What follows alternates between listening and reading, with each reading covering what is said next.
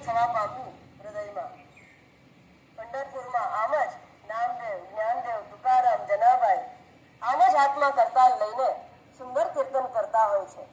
પરમાત્માને આવવું જ પડે છે. પરમાત્મા આવે પણ છે. પરમાત્મા તેઓ સાથે નૃત્ય પણ કરે છે અને અભંગની સુંદર રચનાઓ થઈ રહી હોય છે. આવું જ કીર્તન અને ગાન થઈ રહ્યું હોય છે અને એમાં હૃદયમાં જે પવિત્ર ભાવ ઉત્પન્ન થાય છે. અત્યારે આ ક્ષણે જે બુદ્ધિ, જે મેધા, જે પ્રજ્ઞા આપની શુભ થઈ ગઈ છે, શુદ્ધ થઈ ગઈ છે, સત્વગુણ પ્રધાન મન છે, માતાજીની હાજરી છે. બસ હવે કરવાનું શું છે? આ શુદ્ધ પ્રજ્ઞાથી, એના શુદ્ધ સત્વગુણ પ્રધાન મનથી, એકતાંતાથી સવારે જોયું એમ ધ્યાયતે ચિંત્યમાનઃ નિષ્કલમ ધ્યાયમાનઃ, એ નિષ્કલ પરમાત્માને, એ બ્રહ્મને સવારે સમજાવ્યું એમ કે જ્યારે વેદાંત બ્રહ્મ કહે છે ત્યારે એમાંથી વાસુદેવજી નીકળી નથી ગયા, નારાયણજી નીકળી નથી ગયા, શ્રી કૃષ્ણ પરમાત્મા નીકળી નથી ગયા. એ તો ત્યાં છે જ. કાર્ય બદલાઈ જાય. આજ બ્રહ્મ જ્યારે જગત કારણ બને છે ત્યારે ઈશ્વર બને છે, ત્યારે અવતાર લે છે. આ જ પરમાત્માનું સાકાર સ્વરૂપ જે છે એ ઈશ્વર છે અને નિરાકાર નિર્ગુણ સ્વરૂપ એ જ બ્રહ્મનું છે. એ બ્રહ્મનો શાંતિથી સાક્ષાત્કાર આ મનમાં થાય છે. ત્યારે જ્યારે બધી જ વાસનાઓનો કોલાહલ શમી જાય છે અને કલયુગમાં આ ભજનનો મહિમા આટલો જ કયો છે. તત્ક્ષણ આને આજ ક્ષણે બધી જ વાસનાઓથી નિર્મૂલન થઈને એ પરમાત્મા રાજ જોઈ રહ્યા છે. ક્યારે જન્મવું, ક્યારે જન્મવું, ક્યારે આવિર્ભાવ થાવ. પણ આ મન અને આપણું શું થાય છે? ક્યારેક બુદ્ધિ શુદ્ધતાને પામી જાય છે, ક્યારેક મન શુદ્ધ બની જાય છે. બંને એક સાથે બનતા નથી.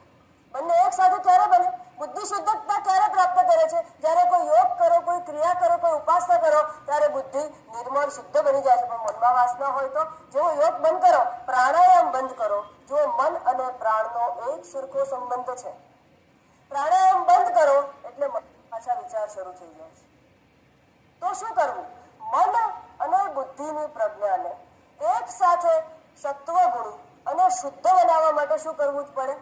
આ ભજન કીર્તન એમાં એકતાનતા, એક મગ્નતા જો થઈ જાય તો બેડો પાર થઈ જાય. બોલીએ શ્રી કૃષ્ણ ભગવાન કી જય.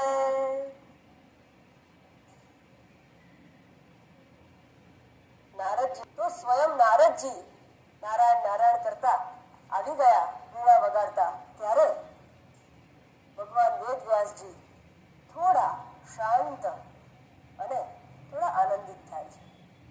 પણ હૃદય પેલું ખિન્ન થયું છે પ્રશ્નથી. મુખ ઉપર એક દુઃખની રેખા તો દેખાઈ આવે છે. અરે નારદજી બીજે ક્યાંય રહીને કેમ અહીં જ આવે છે? જો પરમાત્મા માટે જયારે ખિન્નતા હશે ને ત્યારે કોઈ પણ રૂપે એને આવવું જ પડશે. આપણા જીવનનો અનુભવ તમે લેજો. કોઈ દુઃખ હશે, કોઈ પીડા હશે, ક્યાંક કંઈક એવી ગડમથલ ચાલતી હશે સંસારમાં કે કુટુંબમાં અને કોઈ કાર્ડ આપી જશે ભાઈ ભાગવતની કથા છે, કોઈ કાર્ડ આપી જશે ભાઈ ભગવદ્ ગીતાના પ્રવચન છે, કોઈ કહેશે કે અમારે ત્યાં ભજન સંધ્યાનું આયોજન છે આવી જજો, કોઈ કહેશે અમારે ત્યાં પૂનમના ભજન થાય છે તમે આવી જજો. કોઈનો ફોન આવે, કોઈનું ઇન્વિટેશન આવે. આ શું છે? આ કાર્ડ આવવું, ઇન્વિટેશન આવવું, ફોન આવવો. ક્યાંક રસ્તામાં ચાલો, મન ખિન્ન છે અને પરમાત્મા, કારણ કે પેલી આંખમાં ચક્ષુ ઇન્દ્રિયોમાં પણ એ જ બેસ્યો છે ને. નજર રોજ નથી પડતી નજર, પણ આજે નજર પડી જાય છે કે ના ભાઈ અહીંયા કંઈક સત્સંગ થઈ રહ્યો છે, લાવ જાઓ અને મન તમારું શાંત થઈ જાય છે.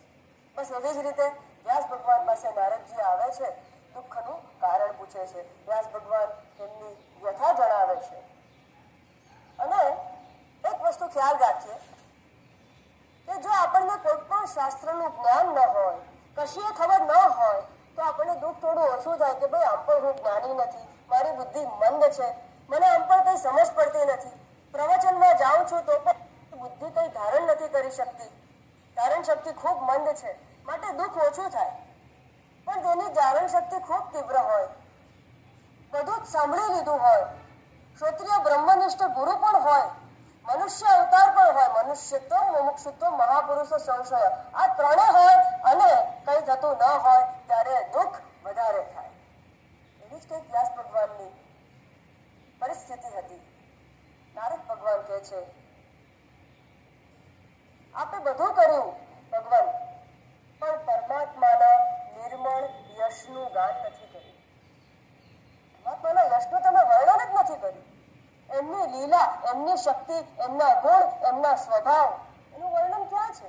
જે બ્રહ્મની આપે વાત કરી છે, જે નિર્મળ તત્વની આપે વાત કરી છે, એના વિશે જ્યાં સુધી તમે મનન અને ચિંતન ન કરો, એના સ્વરૂપ વિશેનો વિચાર ન કરો, ત્યાં સુધી બધું જ નકામું છે, બધું જ બરબાદ છે.